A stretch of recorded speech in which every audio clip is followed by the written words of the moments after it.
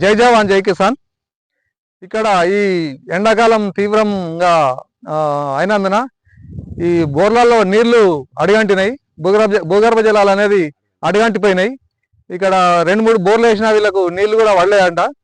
Plus మనకు కాలువలు లేవు వీళ్ళకి. ఇక్కడ అంకిరెడ్డిపల్లి, బందారము, ఇవన్నీ దమ్మాయి కూడా, ఇది నాంచార్పల్లి, బకరిచెప్పాలి, వీళ్ళ కాలువలు మొత్తమే తీయలేదు. ఆ తీయక కూడా వాటర్ లేక వీళ్ళ చేన్లు ఈ రకంగా ఎండిపోయినాయని మా కిసాన్ సంఘ్ దృష్టికి తీసుకొచ్చారు.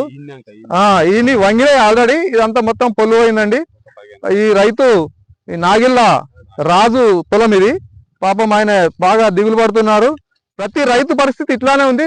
తెలంగాణలో అన్ని జిల్లాల్లో ఇంచుమించు వాటర్ లేక భూగర్భ జలాలు అడుగంటిపోయి బోర్లు వేసుకుంటూ రైతాంగం అంతా నష్టపోతున్నది. ఇప్పటికైనా కాలువలు లేని ప్రదేశాలలో, కాలువలు లేని మండలాలలో, ఊర్లలో రైతులను వాళ్ళ జీవితాలను దృష్టిలో పెట్టుకొని కాలువలు పూర్తి చేసి వాళ్లకు నీరు అందించాల్సిందిగా ప్రభుత్వాన్ని డిమాండ్ చేస్తున్నాం. ఎలక్ట్రిసిటీ అధికారులకు ఈ సందర్భంగా మేము మనవి చేయడం ఏంటంటే, రైతు చక్కగా ఉంటేనే రాజ్యం చక్కగా ఉంటుంది.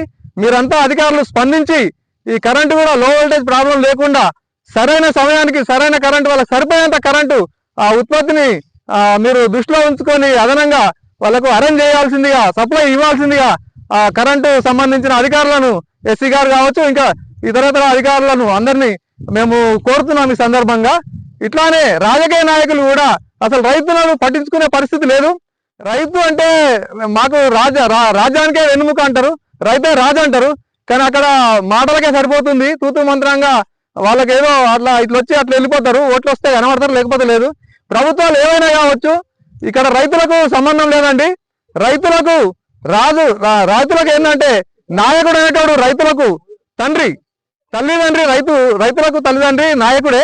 ఆ నాయకుడు ఈ పిల్లలకి ఏం కావాలనో చూసుకొని వాళ్ళకు సమయస్ఫూర్తిగా సమయానికి అనుకూలంగా వాళ్ళకు అరేంజ్ చేసి ఇట్లాంటి పరిస్థితి రాకుండా, పాపం చాలా దారుణంగా ఉంది పరిస్థితి. చూస్తేనే ఏడుపు వస్తుంది వాస్తవంగా కూడా. ఇక అతన్ని మేము ఓదార్చినాము. అయినా ఇది చాలా ఘోరమైన పని. బీటలు మారిపోయి అంత ఇది కోసుకుంటా పశువులకు వేస్తున్నారు. చాలా ఎంత దారుణం అంటే, వేలాది పెట్టుబడి పెట్టి 6 కాలం కష్టం చేసి వాళ్ళకి శ్రమ దోపిడీ అయిపోయింది. ఇప్పుడు వాళ్ళ పరిస్థితి అగమ్యకి గోచరంగా ఉంది. ఇదే కాదండి, పక్క పొలాలు అవన్నీ కూడా ఎండిపోయినాయి. ఇక్కడ బీటలు వారినాయి. ఇవన్నీ వీళ్ళ పరిస్థితి అంతా, ఈ రైతులంతా వీళ్ళు ఈ గ్రామానికి చెందిన వారే. వీళ్ళంతా పాపం అయోమయంలో ఉన్నారు.